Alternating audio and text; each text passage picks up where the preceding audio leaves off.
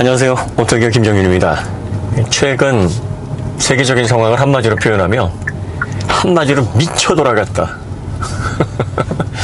정말 인류가 이렇게 하다가는 이 존속 자체에 위기가 오지 않을까, 이러다 멸망이 오는 거 아니냐, 진짜 종말론자들처럼 너무나 미친 상황들의 연속이었습니다. 아마 원자재 그리고 또 해외 무역하시는 분들은 하루하루가 지옥 같으셨을 거예요. 그리고 이 터널이 과연 언제 끝날까? 올 연초만 해도 자동차 시장을 전망할 때도 매우 부정적이었습니다. 왜냐면은 특히 전기차 관련해서는 이거 전기차 가격이 앞으로 천정부지로 올라가는 거 아니야? 이러다가는 미래 모빌리티는커녕 전기차 시대가 아예 몇 년이 아니라 확 뒤로 당겨지는, 인류가 정말 발전에 있어서 퇴보하는 그런 상황이 오지 않을까 싶을 정도로 우려가 컸어요. 왜냐하면 작년 1월까지만 해도 리튬 1kg당 10,000원에 거래됐어요, 국내 기준으로. 그런데 올해 1월에 이게 57,000원까지 올랐습니다. 457%나 인상을 한 거죠. 이렇게 가파르게 인상이 됐던 적이 없습니다. 리튬만 그런 게 아닙니다. 니켈 가격이 말도 못하게 이게 28,000불을 넘기는 이런 초유의 사태까지 벌어졌어요. 니켈의 최대 수출국인 러시아가 전쟁으로 인해서 수출 제한을 하다 보니까 수요는 많은데 그뿐입니까? 그 저렴했던 망간조차도 올랐고요. 그리고 전에 전자가 방출되지 않도록 유도하는 이 전액, 거기에 이제 육불화인산 리튬, 또 솔벤트, 첨가제 이런 것들 들어가는데 이것조차 또 분리막, 양극재, 음극재가 닿아서 화재가 일어나지 않도록 막아주는 이 분리막, PPP, 얇은 비닐 같은 소재예요. 합성수지 같은 소재인데 여기에 이제 규석 코팅을 요즘은 하거든요. 얇으면서 잘 이게 손상되지 않도록 하기 위해서 실리콘 코팅을 합니다. 이것도 가격이 천정부지로 오른 겁니다. 그러니까 배터리 업체들이 이거 이렇게 배터리 만들어가지고 가격이 유지가 될 수가 없는 상황인데 이런 위기감에 휩싸였었어요. 사실 배터리 업체들이 리튬이라든지 양극재 들어가는 니켈, 코발트, 망간, 알루미늄 이런 것들을 미리 한 1년에서 길게는 2년 이 정도 생산분까지 재고를, 원자재를 확보를 해놓고 있기 때문에 지금 생산되고 있는 배터리의 원자재들은 2020년 혹은 2021년 가격이 막 폭등하기 전에 확보를 해놓은 거죠. 근데 이게 거의 지금 소진 단계에 들어갔고 올해 이제 하반기에 생산되는 배터리를 위해서는 새로운 계약을 해야 되는데 원자재들이 이렇게 폭등을 한 상황이니 배터리 가격을 인상하지 않을 수가 없는 상황인 거죠. 그래서 배터리 업체들이 거의 다 대부분 인상을 했고요. 그 가격이 안정적이고 수요가 크게 변동이 없다라고 하는 리튬 인산철까지도 지금 20% 정도 가격이 올라가 있는 상황입니다. 앞으로 더 가격 인상을 할 예정이라고 하는데, BYD 같은 경우에. 자, 그런데 이렇게 정말 암울한 미쳐 돌아가는 원자재 시장에서 청신호가 조금씩 돌파구가 보입니다. 니켈 가격이 급등세가 꺾여서 하락세로 돌아섰는데 하락세가 꽤 가파르게 지금 떨어지고 있습니다. 굉장히 안정적인 신호죠. 그 다음에 리튬 가격도 미쳐 날뛰다가 배터리 업계에서는 최근 다시 하락세로 돌아서서 앞으로 좀 더 하락폭이 커질 것이다라는 전망이 나오고 있습니다. 사실 시장 조사기관이 지금 현재 작년 기준이죠. 작년 기준으로 1kWh당 배터리의 셀 원가만 대략 1kWh당 120불 정도로 계산을 했는데 이렇게 되면 2024년, 2025년 되면 138불까지 다시 올라갈 것이다. 지금 상황에서는 그 이상 올라갈 수도 있다 이렇게 전망을 했는데 이렇게 극단적인 상황은 아마 벌어지지는 않을 것으로 지금 아직은 정상화 단계는 아닌데 서서히 그런 조짐을 보이고 있기 때문에 앞으로 이렇게 극단적인 상황은 발생하지 않지 않을까 그런 긍정적인 생각을 좀 하게 됩니다. 정말 다행입니다. 저희도 작년 12월까지만 해도 전기차 가격이 많이 오르긴 할 텐데 많이 올라봤자 한 7, 8%에서 10% 안쪽으로 조정이 되지 않겠는가. 근데 올해 연초 상황을 보니까 이거는 이러다가는 15%, 20% 이상 뚫어버리겠는데? 진짜 테슬라와 같은 그런 가격 인상을 다른 제조사들도 하지 않으면 전기차를 만들어서 판매를 하기가 어려운 상황으로 치닫겠는데 라는 공포심이 확산이 됐었어요. 현재 상황으로 보면 뭐 대략적으로 전기차 가격이 오르긴 하겠으나 또 내연차 가격도 뭐 동반상승을 할 겁니다. 그렇지만 한 10% 정도 선에서 아마 인상폭이 결정이 되지 않을까. 지금으로서는 그런 전망을 계속 할 수 있는 상황이 좀 전개가 되는 것 같습니다. 자, 그런데 이제 변수가 하나 발생을 했는데 구리 가격이 지금 미친 듯이 올라가고 있어요.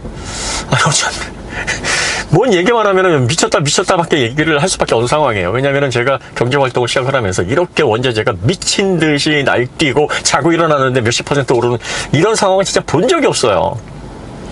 이게 그래서 진짜 이러다가 인류가 진짜 존속 가능하겠어? 인플레이션 이거 너무 심각한 상황 아니야? 뭐 이렇게 정말 공포심에 휩싸일 정도의 상황이 벌어지고 있거든요.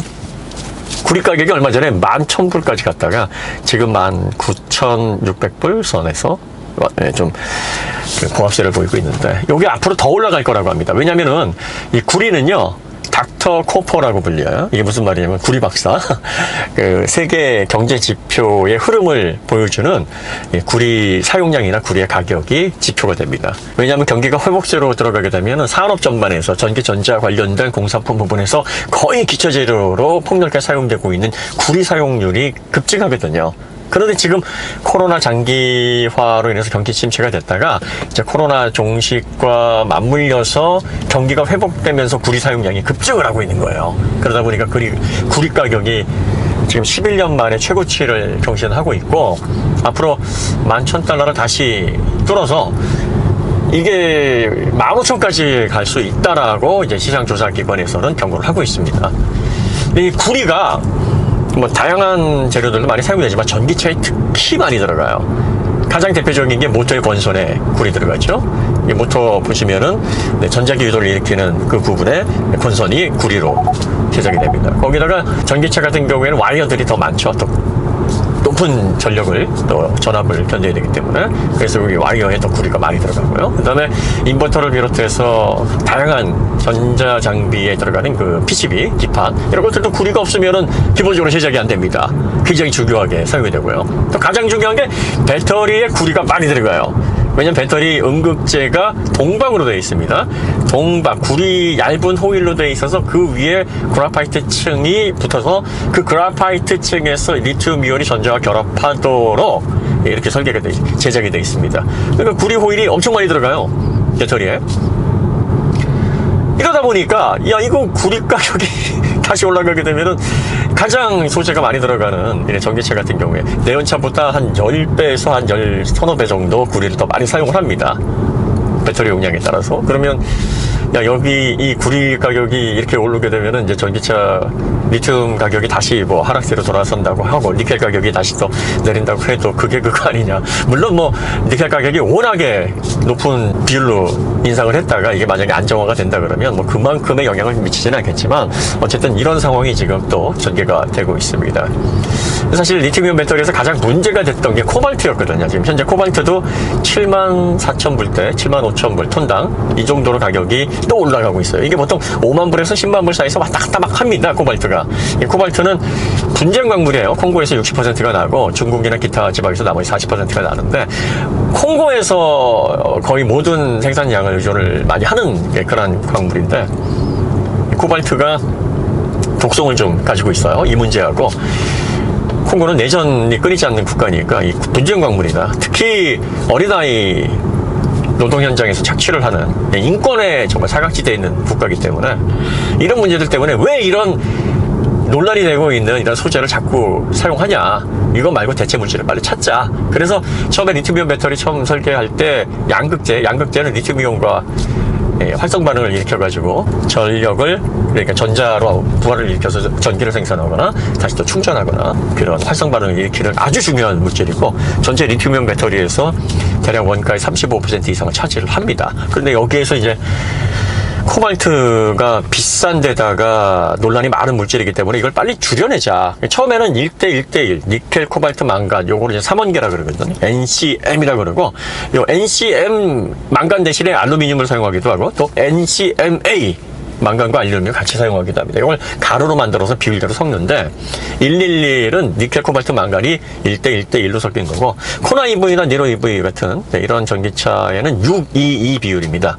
니켈이 6, 그 다음에 코발트, 망간이 2 각각. 니켈은 출력에 관여를 합니다. 그리고 코발트가 이제 안정화 물질인데 그러면은 니켈 비율을 높이고 코발트를 좀 대체해서 안정화 효율성을 거두게 되면 코발트를 줄일 수 있으니까 뭐 의미적으로도 그렇고 비용도 낮출 수 있지 않냐. 근데 이게 니켈이 저렴했던 때 얘기예요. 그래서 그렇게 지금 811까지 왔고요. 뭐 차세대에는 9의 2분의 1, 2분의 1 니켈을 9까지 올리고 코발트, 망간을 2분의 1 1도 쓰지 말자 뭐 이런 식으로 해가지고 이제 기술 개발을 해서 요거 상용화하려고 하고 있는데 요즘 아이오닉 5라든지 뭐 기본적으로 최신에 출시되고 있는 이런 배터리들이 대체적으로 811 비율입니다. 이렇게 해서 양극재를 지금 사용을 하고 있는데 니켈 가격이 막 27,000달러, 28,000달러 톤당 이렇게 올라가고 나니까 이제 멘붕이 오는 겁니다. 가장 많은 비중을 차지하는 양극재에서 이게 가격이 막 폭등을 해버리니까 뭐 배터리 가격에 원자재 가격이 막 말도 못하게 올라가는 거죠. 그런데 지금 서서히 공급 문제가 약간씩 지금 해소가 돼 가고 있는 그런 조짐을 보이고 있습니다. 이게 얼마나 가파르게 빠르게 떨어질지는 모르겠으나 우려했던 대로 전기차 가격이 20% 이상 뭐 한 25%까지도 막 이렇게 되면은 인상될 것이다. 아니다. 30%까지 막 이런 식의 전망들이 막 나오곤 했었는데 그런 극단적인 상황까지를 갈 것 같지는 않고요. 국산차를 기준으로 해서 현대차, 기아차 뭐 이런 전기차를 기준으로 해서 대략적으로 전기차는 앞으로 한 10% 정도 가격 인상이 진행되지 않을까. 5천만 원이면 한 500만 원에서 뭐 높게는 한 600만 원 그 사이, 그 정도의 가격 인상이 아마 하반기쯤에 3분기 정도의 가격 인상이 단행이 되지 않을까 싶은데 그렇게 아마 예상을 하시면 될 것 같습니다. 현재 몇 개월 전에 그 암울했던 앞으로 어떻게 이 자동차 시장, 특히 전기차 시장이 극단적으로 전개가 될 것인지 그런 상황으로 치달을 할 것인지를 염려하던 그런 공포스러운 상황은 지금 아무래도 오지 않지 않을까라는 긍정적인 생각을 좀 하게 되는 시점이긴 한데 그럼에도 불구하고 수요보다 공급이 절대적으로 부족한 상황이고 아직도 반도체 문제 또 주요 핵심 소재의 가격 인상 이런 문제들이 완벽하게 해결되는 상황이 아니기 때문에 이런 것들을 좀 더 긴 텀을 가지고 지켜봐야 되는 굉장히 좀 불안정한 그런 시기입니다. 소비자들이 이런 시기에는 두 가지 중 하나를 결정을 해야 됩니다. 첫 번째는 이러한 공급 부족으로 인해서 그리고 또 원자재 가격의 불안정한 상황으로 인한 가격 변동폭 이런 것들이 앞으로 어떻게 전개가 돼야 될지 확실하게 뭐 대략적으로 예측할 뿐이지 확실하게 이렇게 될 것이다 장담할 수가 없는 상황이니까 보다 긴 호흡을 가지고 한 2, 3년 정도를 지켜보면서 다음 자동차를 구입을 해야 되겠다라고 생각을 하셔야 될지도 모르겠어요. 왜냐하면 이제 원자재 같은 경우에는 공산품처럼 가소성의 지배를 받는 시장이 아닙니다. 수요와 공급 문제가 해결이 되면 그 균형이 맞게 되면 원자재는 떨어지게 되고 공산품 가격이라는 게 차 가격이라는 게 한번 오르게 되면 잘 내리지 않는 이런 가소성이 없죠. 그래서 이런 문제들 때문에 가격이 내리겠는가 싶겠지만 이 원자재 문제가 워낙에 유례가 없이 폭등을 한 특수한 케이스이기 때문에 아마 원자재 가격이 예전 수준으로 원복이 될지 안 될지는 사실 모르겠습니다만 빠르게 떨어져가지고 가격을 조절할 수 있는 그런 상황이 된다 그러면 아마 급하게 가격을 인상했던 부분들이 조금은 하락할 가능성도 없지 않아 있습니다. 그러니까 이런 상황을 좀 유의 깊이 지켜보시는 그런 스탠스를 갖고 계시던가 아니면은 현재 차량을 교체해야 된다. 빠르게 내가 차량에 너무 노화돼서 새 차를 구입을 해야 되는 시점이 왔다고 한다면 너무 큰 욕심 부리지 마시고 차에 많은 돈을 쓰신다라고 생각하지 않으시기를 권해드립니다. 특히 계약 기간이 너무 길어서 출고 당시의 가격을 예측할 수가 없는 그런 차들보다는 지금 몇 개월 내로 출고가 될 수 있을 만한 차들을 가급적이면 선택을 하셔서 구입을 하시면 좋을 것 같은데 이렇게 되면 이제 원하는 차, 원하는 이런 모델을 구입하시기가 쉽지 않으니까 가급적이면 저렴하고 실용적이고 한 3, 4년 정도 사용해서 뭐 다시 재판매한다 하더라도 그게 아쉬움이 없는, 그러니까 교체 주기에 다다라서 꼭 지금 차를 바꾸셔야 되는 분들이라면 그렇게 하시는 게 지금 상황에서는 가장 현명한 방법이 아니겠는가, 뭐 이런 생각이 좀 듭니다. 지금 뭐 중고차 가격도 워낙 많이 올랐고 또 인기 없는 차종까지도 사실은 출고 적체로 이래가지고 빨리 받을 수 없는 상황이긴 한데, 그런 와중에서도 이렇게 현명하게 지출과 관련해서 크게 변동성이 없이 경제 활동을 유지하고 싶으신 분이라면 나름의 요령을 좀 찾아 나가야 되는 그런 시점이 아닐까 싶습니다. 물론 뭐 이것저것 다 고려해서 원자재 이렇게 올랐는데 10% 정도는 뭐 감안할 수 있어 라고 생각하신다 그러면 여유 있게 지금 뭐 계약을 걸어 놓으시고 한 1년이든 그 이상이든 기다려 보시면은 그때 상황이 어떻게 전개가 될지 모르겠습니다만은 더 오를 수도 있고 예상보다 덜 할 수도 있겠습니다만은 그렇게 결정하신다고 해도 거기에 대해서 왜 그렇게 하십니까 라고 말할 수 있는 상황은 아닙니다. 모든 경제활동과 관련된 상황들이 앞으로 당분간은 좋아지지 않을 거예요. 이런 상황에서 우리가 지출을 어떻게 할 것인지 정말 중요한 항목입니다. 특히 자동차와 같이 집 다음에 큰 지출은 현명하게 정말 손실 최소화하면서 할 수 있도록, 그리고 또 뭘 하나 구입을 하시더라도, 자동차를 하나 구입을 하시더라도 최대한 만족도를 높게 가져가시는 그런 결정을 하기 위해서 많은 생각을 하셔야 됩니다. 자, 그 다음에 이제 해외 무역 업무 하시는 분들, 그리고 또 천정부지로 높아져 있는 환율, 이런 문제, 이런 충격 때문에 힘들어 하시는 분들, 고생이 정말 많으실 텐데요. 아무쪼록 힘내시고, 이럴 때일수록 건강 잘 챙기시고, 멘탈 관리 중요하니까 곧 좋아질 겁니다. 끝이 없이 암흑과 같은 터널에 약간씩 이제 빛이 보이기 시작하는 상황이니까 조금만 더 힘을 내셨으면 하는 바람입니다. 오늘 이야기 여기서 마치도록 하고요. 더 좋은 콘텐츠를 찾아뵙도록 하겠습니다. 감사합니다.